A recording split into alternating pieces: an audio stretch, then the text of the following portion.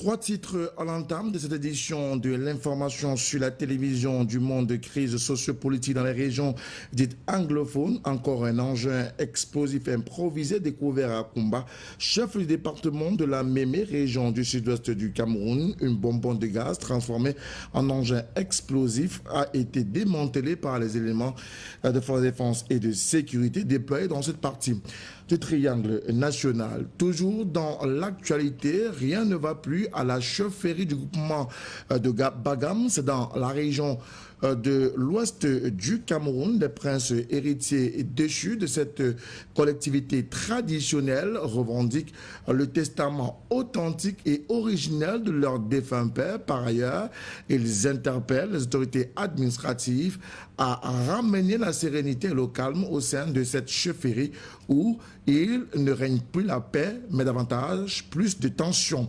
Toujours dans l'actualité cette journée, le Coupe d'Afrique des Nations Cameroun 2021, les émissaires de la Confédération africaine de football sont au pays d'Albert Roger Mila et de Samuel Eto'o-Fils. Objectif, passer au peigne feu les infrastructures sportives et hôtelières avant le kick-off de cette grande messe du football africain annoncée pour janvier et février 2022 au pays de Paul Biya.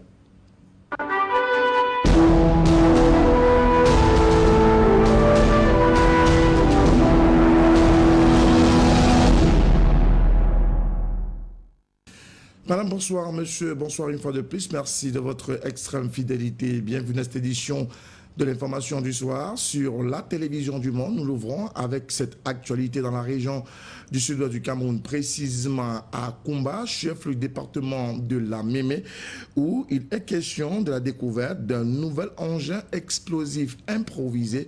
Et cette fois-ci, c'est une bonbonne de gaz qui a été transformée en engin explosif. Celle-ci a été retrouvée emballée dans un sac et déposée dans un snack bar dancing plutôt populaire dans la ville de Kumba. Retour cette actualité, Jean-Germain Yetna.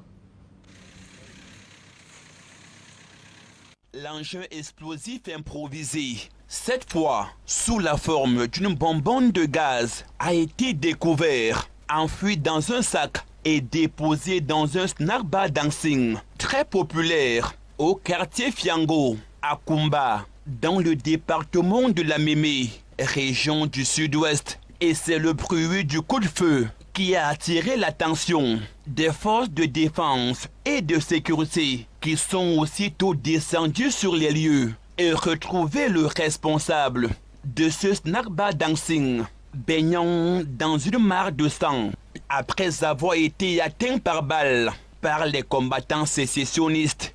Et c'est en prenant la poudre d'escampette, ce après avoir tenté en vain de déclencher la détonation de l'engin explosif improvisé, que les séparatistes ont abandonné dans leur course la dite bouteille de gaz remplie d'objets mécaniques et la poudre à canon, une sorte de cocktail Molotov qui aurait provoqué tout un carnage dans ce quartier populaire si la bande armée avait réussi à actionner la détonation. La prompte intervention des forces de défense a donc empêché aux auteurs, que sont les séparatistes, à mettre en exécution leur plan machiavélique. L'arsenal explosif improvisé a été déposé au commissariat central de Kumba pour une enquête minutieuse. Et pendant ce temps, le gérant du snack bar dancing, atteint par balle par les combattants sécessionnistes, est admis en soins intensifs dans un centre hospitalier.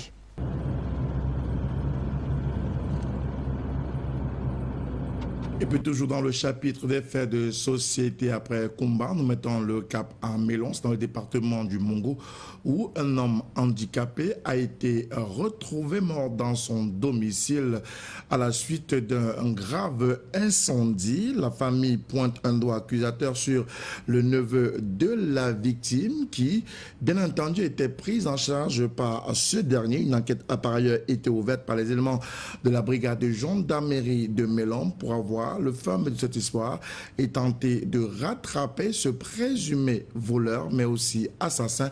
Les précisions dans ce reportage. Des pleurs de toute une famille dans l'émoi et la consternation face à un forfait indescriptible. Les cris de détresse d'une épouse, aujourd'hui veuve, après avoir fait la malheureuse découverte du corps calciné de son époux dans leur chambre conjugale au quartier Aoussa, dans l'arrondissement de Melon. À en croire des sources dignes de foi, la victime, un handicapé propriétaire de callbox, aurait été tué puis brûlé dans sa maison, qui a par ailleurs été cambriolée par son bourreau, qui serait le fils de son frère aîné dont il avait la charge. Nous soupçonnons le fils du grand frère de la victime, qui est déjà reconnu comme un voleur notoire ici. Il a même été aperçu non loin de la maison dans la nuit. Il guettait on ne sait qui ou quoi. On ne savait pas qu'il avait un plan dangereux dans la tête, celui de brûler son oncle. Il a pris l'argent du callbox et le portable qui fait les opérations avant de fuir. On ne sait où. Et c'est le voyant fuir qu'on a constaté les flammes dans la maison. On a essayé de stopper le feu, mais on n'a rien pu faire. C'est après qu'on a constaté la mort du père. Et nous sommes tous en pleurs, comme vous voyez ici. On ne sait pas de quel côté il est parti. On l'a déjà fouillé partout, mais en vain. Informés de ce meurtre, les éléments de la gendarmerie nationale sont descendus sur le terrain et après constat, ils ont recommandé à la famille de conduire la dépouille à la morgue. Seulement, la dépouille n'est pas la bienvenue dans cette institution. Nous avons amené le corps à la morgue, mais là-bas, ils nous ont dit que ce corps ne peut plus entrer à la morgue. Il vaudrait mieux l'enterrer une fois. Nous attendons les agents de la mairie pour enterrer le corps qui est complètement calciné. Certaines parties tombent même toutes seules. Face à ce refus, la famille entreprend alors d'inhumer la victime. Seulement, le fils cadet du défunt s'oppose à son tour à l'inhumation de son géniteur en son absence. J'ai déjà terminé. Si vous voulez maintenant vous enterrer même demain, je veux dire que j'ai laissé le corps à votre charge. Je ne suis plus là. Parce qu'on dit que le Benjamin a dit que pardon, on n'enterre pas son père sans qu'il soit là. On a enterré sa mère, il n'était pas là. Il ne faut pas qu'on enterre son père sans qu'il soit là. Et on dit qu'il est dans le bus. À quel niveau? Il est à quel niveau? Je sais. Demandez s'il est à quel niveau. On ne peut pas attendre à l'autre. On ne peut pas attendre. On ne peut pas attendre. Après plusieurs heures d'âpres négociations avec les agents communaux, le corps sans vie de la victime est finalement mis en terre sous les yeux médusés et éplorés des membres de sa famille et des éléments de la gendarmerie nationale qui veillent au grain et qui par ailleurs ont ouvert une enquête pour traquer et rattraper le présumé voleur et assassin qui est toujours en cavale depuis son forfait. Oui, jeune homme, il veut connaître que c'est le chef qui te parle. Le torchon brûle au sein de la chefferie supérieure du groupement Bagam, c'est dans l'arrondissement de Galim, département des Bamboutos, région de l'ouest du Cameroun. Les princes de la cour réclament à corps et à cri le testament originel et authentique laissé par leur défunt père et dénoncent par ailleurs le rôle trouble joué par certaines autorités administratives. Jean Medna et Rostand Difo.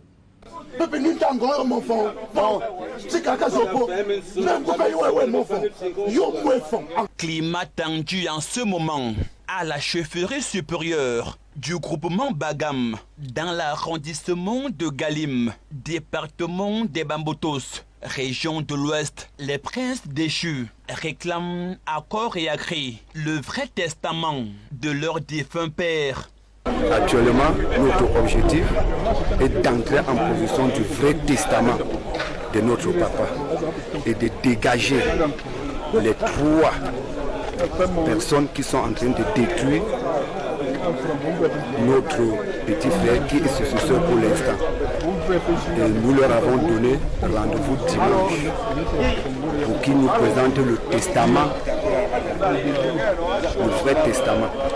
Par ailleurs, ces hommes en colère déplorent le non-respect par l'autorité administrative, les clauses testamentaires, la récupération des terres léguées par le défunt chef, par le roi actuel, avec la complicité des notables et l'expulsion des reines-mères de la chefferie. Non, c'est ces 3 personnes que le chef utilisait constamment pour arnaquer le peuple, et pour les fétiches dans les champs des reines, des princes. C'est ces gens qui fétichent les champs, mais non pas coutume. Et voilà pourquoi il n'y a pas eu une mascarade. Le sel que vous avez vu, c'est le sel traditionnel. Comme l'administration par voie d'huissier, sous autorisation d'un procureur, peut sceller. Nous avons scellé les bureaux administratifs de la chefferie pour dégager des fonds, Mathieu Kenyan et des Matin. Je voudrais que toutes nos mamans, les reines, rentrent ici à la chefferie. Nous ne voulons plus que les reines restent à l'extérieur.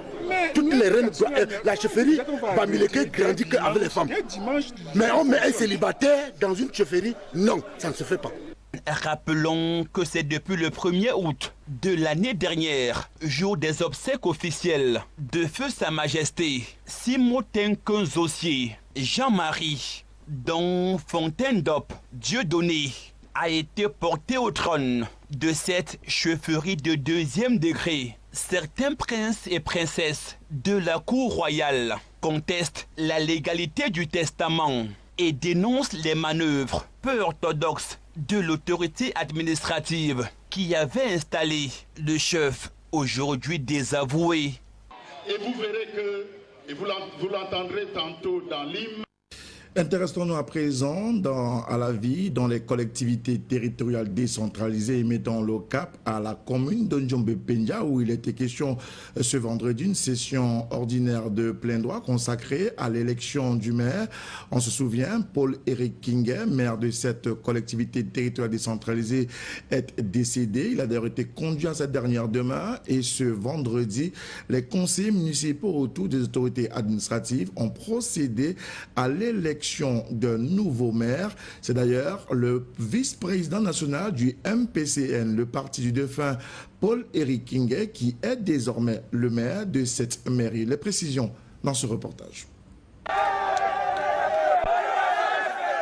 Le nouveau maire de la commune de Ndjombe-Pendja dans le département du Mungo, c'est lui. Maître René Manfo du MPCN, parti du défunt maire Paul-Éric Kingué, majoritaire à la commune de Ndjombe-Pendja. L'élection du chef de l'exécutif communal de Ndjombe-Pendja, tenue ce vendredi, a été particulièrement électrique. Dès l'ouverture des travaux, 4 candidatures sont enregistrées, à savoir celle de Maître René Manfo du MPCN, Tchangté Elieter Magloire de la même formation politique, Kahak Jean-Pierre du SIF et Sasso Bilet du RDPC. Les 4 candidats sont alors mis en compétition. Après un premier tour, en l'absence d'une majorité à ce premier tour, un second tour est immédiatement mené par le préfet du département du Mungo. C'est alors que René Manfo est plébiscité par les conseillers avec 26 voix contre 7 pour le candidat du RDPC et un bulletin nul. Une victoire écrasante du successeur de Paul-Éric Kingué à la tête de la mairie de Ndjombe-Pendja. Le chemin est encore long. Nous avons une tâche suffisamment lourde parce que le défunt maire Paul-Éric Kingué a ouvert beaucoup de chantiers pour sa commune. Il avait une vision futuriste de sa commune. Je vais, à mon niveau, avec le soutien des autorités, tout le conseil municipal, voler au secours des populations de Ndjombe-Pendja. Nous mettrons toujours en tête que c'est d'abord pour leur intérêt que nous avons été votés. Et nous nous battrons tant que nous pourrons pour exécuter la feuille de route tracée par le défunt maire Paul-Éric Kingué. Pour le préfet du département du Mungo, c'est la victoire de la démocratie, de la loi et de la transparence. Il invite d'ailleurs le nouveau maire à œuvrer dans le sens du bien commun et à pérenniser l'œuvre de son prédécesseur pour les populations. Les conseillers ont activement réagi en choisissant leur nouveau maire. Et cela prouve à suffisance que une nouvelle âge s'ouvre avec leur nouveau maire et nous gagnerons tous à faire de cette commune une commune où le développement pour les populations reste l'intérêt général. Et nous pensons que ça a été un bel exemple, sans éclat de voix, ni bagarre, ni bousculade. Et la loi a prévalu pour suivre tous les grands chantiers amorcés par son prédécesseur dans le respect des lois et des règlements. Malgré les tensions des débuts des travaux de cette session de plein droit à la commune de Djombe-Penja, qui ont d'ailleurs mobilisé les éléments de force de défense et de sécurité, c'est un happy end qui consacre l'arrivée à la tête de la mairie de Djombe-Penja de maître René Manfo, par ailleurs vice-président national du MPCN, le parti du défunt Paul-Éric Kingué. La mairie de Kribi-Pelmé a également tenu une session ordinaire de son conseil municipal. Celui-ci était essentiellement consacré à l'examen et à l'adoption des comptes administratifs et de gestion matière de l'exercice 2020. Plus de 900 millions de francs CFA, c'est le compte qui a été validé par l'ensemble de l'organe délibérant. Les précisions sont données par Albert Madola. La commune d'arrondissement de Kribi-Premier a tenu sa session ordinaire du conseil municipal relative à l'examen et l'adoption du compte administratif de gestion et de gestion matière, exercice 2020. Sur le vigilant de M. Nourbello, préfet du département de l'Océan. Lors de son discours de bienvenue, Madame le maire Augustine Keller a voulu profiter de cette occasion pour dévoiler toutes les difficultés que rencontre la commune d'arrondissement de Kribi-Premier en termes de recouvrement des recettes. Mais malgré ces difficultés, la commune d'arrondissement de Kribi-Premier compte atteindre ses objectifs. Vous devez comprendre ici, c'est que la commune d'arrondissement de Kribi-Premier, en matière de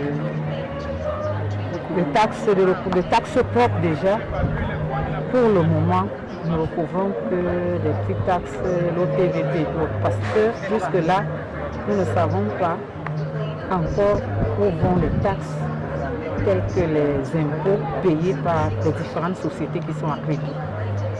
Parce que je puis vous dire, en dehors de ces petites taxes que nous retrouvons au niveau de l'OTVP, des taxes d'hygiène, aucune autre taxe n'est recouvrée par la commune localement. C'est qui est une préoccupation de Madame le maire. J'ai déjà entrepris beaucoup de démarches et je suis presque au bout du tunnel. Et pendant plus de 6 heures, pendant laquelle le préfet du département de l'Océan a voulu rappeler aux conseillers présents que la mairie n'est pas seulement pour Madame le maire, mais pour tous les conseillers, dont ils doivent travailler la main dans la main. C'est le membre du conseil municipal pour l'esprit qui a régné pendant ces travaux. Nous avons eu des débats constructifs, des débats qui ont permis d'enrichir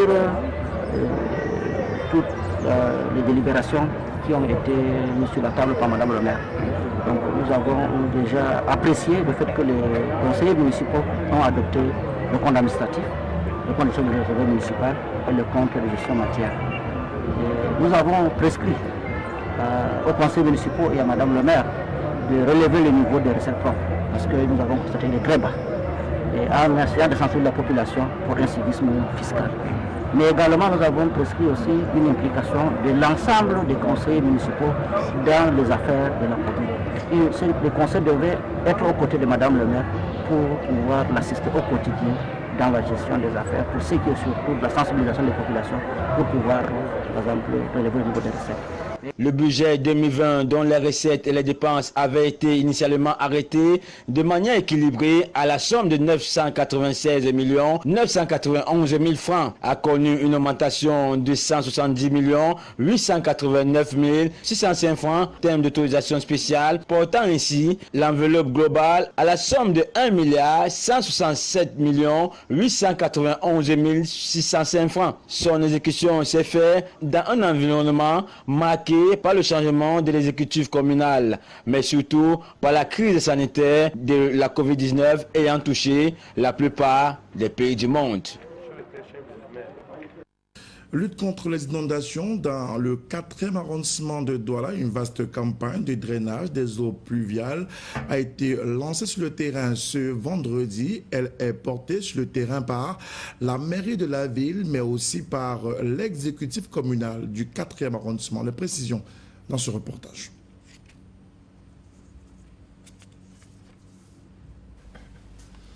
Ils sont au Cameroun, les émissaires de la CAF, pour toucher du doigt l'état d'avancement des infrastructures.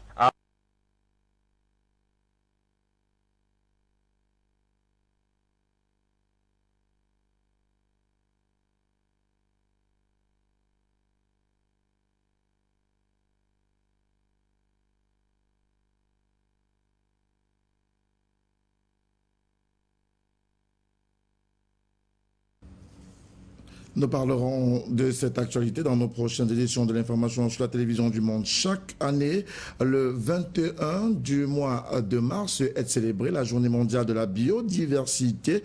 Une biodiversité qui davantage devrait concourir également au dialogue. Mais qu'est-ce que la biodiversité véritablement? Pourquoi le Concert des Nations entend célébrer cette biodiversité chaque 21 mai de l'année?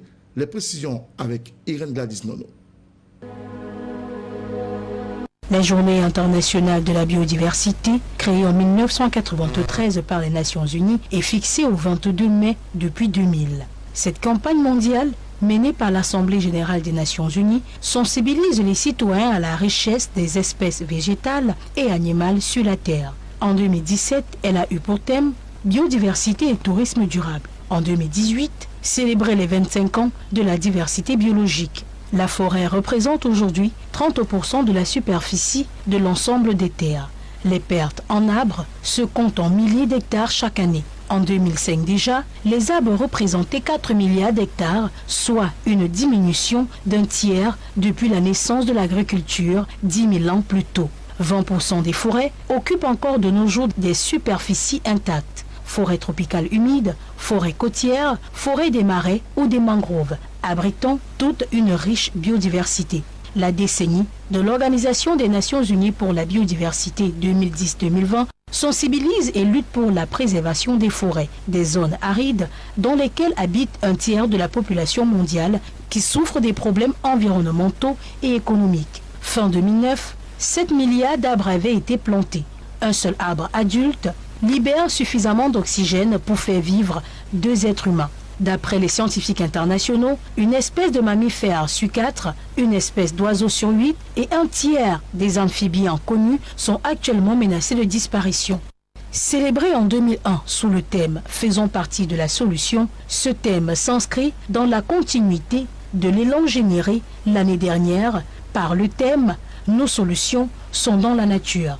La journée mondiale de la biodiversité est célébrée tous les 22 mai dans le monde. C'est l'occasion de sensibiliser le grand public pour le présent et pour les générations futures. Une cause essentielle alors que la nature décline à un rythme sans précédent. Selon Antonio Guterres, le secrétaire général des Nations Unies, qui rappelle que les changements environnementaux favorisent l'émergence d'infections transmises par les animaux, dont le coronavirus. La biodiversité désigne toutes les formes de vie sur Terre, plantes, animaux, micro-organismes, tout ce qui fait partie de la richesse de notre planète. Ces trésors sont aujourd'hui menacés et c'est pour alerter de l'urgence que l'ONU a instauré la Journée internationale de la biodiversité. In fact, we already know exactly what to do. Il faut préserver la biodiversité. Dans cette logique que s'inscrit cette campagne de drainage des eaux pluviales dans le 4e arrondissement de Douala. Une campagne lancée ce vendredi et portée par la mairie de la ville, mais également par l'exécutif de Douala 4e. Reportage. Le retour de Dame Pluie met en mal les populations du quartier Bonabéry à Douala 4e. Celles-ci doivent composer avec les inondations au quotidien. Quand il pleut, les grandes pluies, l'eau entre dans les maisons, partout ici. Parce que les rigoles sont bouchées. Surtout ici dans mon secteur, mes voisins, surtout le pont là, c'est bloqué, l'eau ne passe pas. Quand il pleut ici, là, il y a inondation partout. Tu ne peux pas sortir de chez toi lorsqu'il pleut. Toute la route est inondée. La petite pluie de l'autre jour, l'eau m'arrivait ici. On va où? On veut seulement qu'on meure dans l'eau. C'était grave. Jusqu'il n'y avait même pas à dire. On superposait les choses tellement sans que la saison de pluie ne commence. Donc nous sommes dans Mambanda dans l'eau. Ce mal-être des populations de Bonabéry est parfois dû à Dame Nature à raison du sol plutôt poreux et marécageux de Bonabéry, mais aussi du fait de l'homme. Ces donations n'étaient pas les mêmes comme aujourd'hui. Parce qu'au départ, il n'y avait pas assez du monde qui avait déjà construit. Maintenant, chaque centimètre est occupé. Ça fait que les gens profitent de cette occasion pour pouvoir barrer les drains, pour rallonger leur domicile et leur cours. Vous voyez donc qu'à partir de là, ces eaux doivent monter plutôt en cherchant leur place dans les maisons des habitants. Et à chaque retour de la saison des pluies, les populations ne manquent pas de crier leur ras-le-bol et d'appeler au secours l'autorité municipale. Mieux qu'on fait les grains là, on casse les gens. On ne fait pas les émolettes sans casser. Pour qu'on soit bien, vraiment, le quartier est dans l'eau. Nous sommes pourris dans Mambanda. Un appel au secours des populations de Bonabéry, entendu par l'exécutif communal qui a procédé ce vendredi au lancement d'une vaste campagne de curage et de drainage des eaux de pluie. Les inondations sont la conséquence de ces pluies. Et nous voulons donc agir en préventif en faisant en sorte que les drains puissent être curés pour éviter les inondations. Nous avons 2 programmes que nous avons mis en cours. Avec l'aide de la communauté urbaine de Douala, nous allons faire un drainage mécanique avec donc une pelle amphibie qui va arriver sous peu. Et avec l'aide des populations, donc sous forme de IMO, haute intensité de main-d'œuvre, nous avons décidé donc de prendre les habitants des environs pour qu'ils puissent également donc curer les drains. L'occasion faisant le larron, le maire de la commune de Douala 4e, le docteur Edouard Mobimpa, a saisi la balle au bon pour interpeller ces populations à plus de civisme et d'arrêter de construire dans les zones marécageuses et sur les drains. C'est un travail de longue haleine, c'est un travail de patience, mais je pense qu'au bout, le résultat sera intéressant pour les populations qui, je le souhaite, n'auront plus à subir les inondations. Mais je profite de l'occasion également qui m'est offerte pour dire aux populations, ne construisez pas dans les drains, ne construisez pas dans le lit des rivières. Parce que quand on construit dans les drains et dans les lits des rivières, ça évite, ça empêche l'eau de s'évacuer. Et quand l'eau ne s'évacue pas, elle va entrer dans vos maisons. Ne construisez pas dans les drains, ne construisez pas dans le lit des rivières. Au finish, ce sont au total 3 km linéaires de drains qui seront ainsi nettoyés et curés par la mairie et ainsi permettre aux populations de Bonabéry de mieux vivre durant la saison des pluies.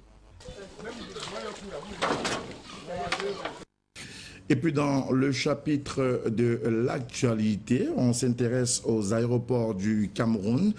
Une session ordinaire du conseil d'administration des aéroports du Cameroun s'est tenue ce vendredi à Yaoundé, dans la capitale politique du Cameroun. Plusieurs sujets étaient à l'ordre du jour de ces travaux des aéroports du Cameroun, notamment le changement à la tête du conseil d'administration. Et d'après les informations parvenues à notre rédaction, informations d'ailleurs confirmées, le docteur Fritz Ntonen a été désigné président du conseil d'administration des aéroports du Cameroun. Celui qui aura été directeur de l'hôpital d'ici de Bonasama, directeur de l'hôpital Lakentine de Douala, délégué de gouvernement auprès de la communauté urbaine de Douala, est le désormais président du conseil d'administration des aéroports du Cameroun. C'est la principale information issue du conseil d'administration tenu ce vendredi à Yaoundé. Je précise que le docteur Fritz Ntonen remplace à ce poste de PCA des aéroports du Cameroun le sieur Joseph Dipita Pokosi Doumbé, est décédé il y a quelques jours seulement, au mois d'avril dernier.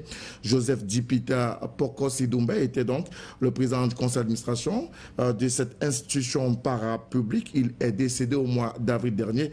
Il a été inhumé courant ce mois de mai 2021. Il est donc désormais remplacé au poste de président du conseil d'administration par le docteur Fritz Ntonen, ancien délégué de gouvernement auprès de la communauté urbaine de Douala. Voilà l'information principale à retenir de la session ordinaire du conseil d'administration des aéroports du Cameroun tenue dans la capitale politique du Cameroun, Yaoundé.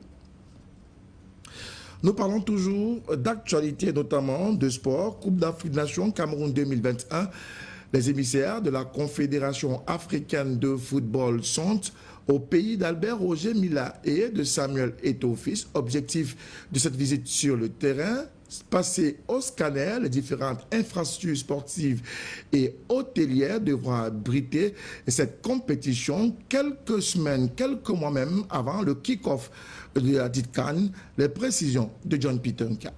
Pour toucher du doigt l'état d'avancement des infrastructures avant la Coupe d'Afrique des Nations 2021 au pays. La tournée d'inspection qui débute ce 22 mai à Yaoundé sera composée d'experts des compétitions, de l'événementiel, du marketing, de la télévision, des médias, de l'hébergement, de la sécurité et d'autres divisions essentielles pour l'organisation réussie du tournoi mondial. Soutenue par des experts de la FIFA, la délégation évaluera l'état de préparation du pays et discutera également avec des spécialistes du comité local d'organisation de l'éventuel soutien technique nécessaire. L'idée est de s'assurer que les installations en rénovation ou en construction par la compétition répondent aux normes de la CAF.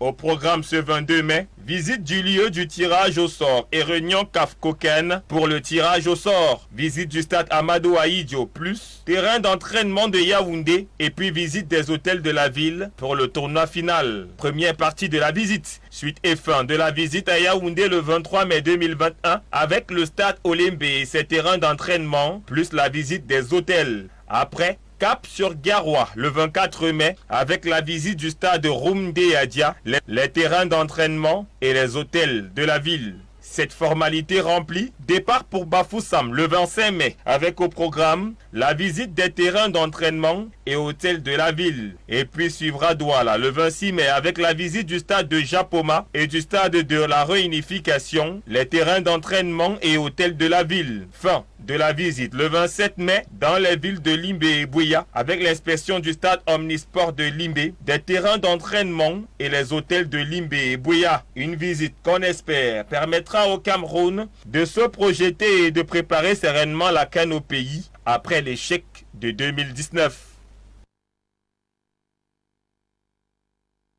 Nous parlons toujours de sport, et notamment de ce week-end plutôt sportif. Les amoureux du ballon rond n'en me démentiront pas avec davantage la rencontre de Coton Sport de Garoua au Sénégal. Coton Sport est à 90 minutes d'une qualification en demi-finale de la Coupe de la CAF, mais également en basketball avec la Basketball Africa League. Les FAP ont également à monter véritablement le maillot pour être qualifiés au second tour. Sport est un match à suivre au stade Lat Diora Thiès quand il sera 17h, heure de Bali. Le sport le week-end, c'est aussi et surtout la dernière sortie en phase de poule de FAP de Yaoundé à la Basketball Africa League face à AS Police du Mali. Le plénipotentiaire camerounais doit gagner cette dernière rencontre après ses deux défaites lors de la première et deuxième sortie. Obligation de résultat donc, sinon plier bagage. Pendant ce temps au Cameroun, le Final Four retour de basketball livrera son verdict avec des chocs palpitants. Voilà donc, sans prétention d'avoir fait le tour, quelques rendez-vous sportifs du week-end. Marchez, courez, volez, le temps d'un week-end, faites-vous juste plaisir et que le sport soit avec vous. Bon week-end à tous.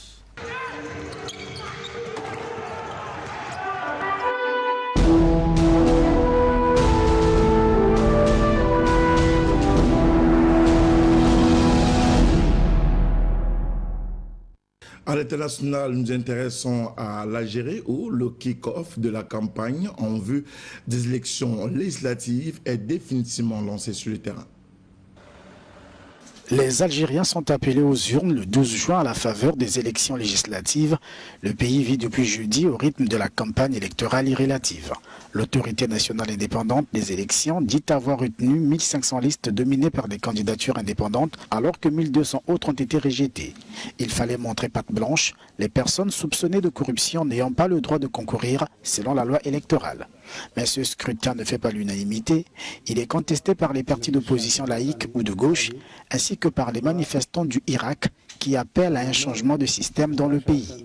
Pour cette frange, les élections ne sauraient résoudre la crise multidimensionnelle que connaît l'Algérie. Ces acteurs réclament l'ouverture d'un dialogue inclusif et le respect des libertés fondamentales. Pas sûr que le pouvoir, décidé à faire respecter son calendrier électoral, prendra en compte leurs desiderata. D'ailleurs, le chef d'état-major de l'armée algérienne a mis en garde contre toute tentative de porter atteinte à l'unité nationale.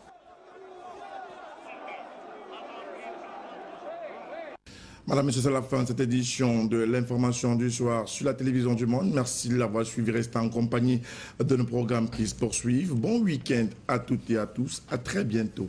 Au revoir.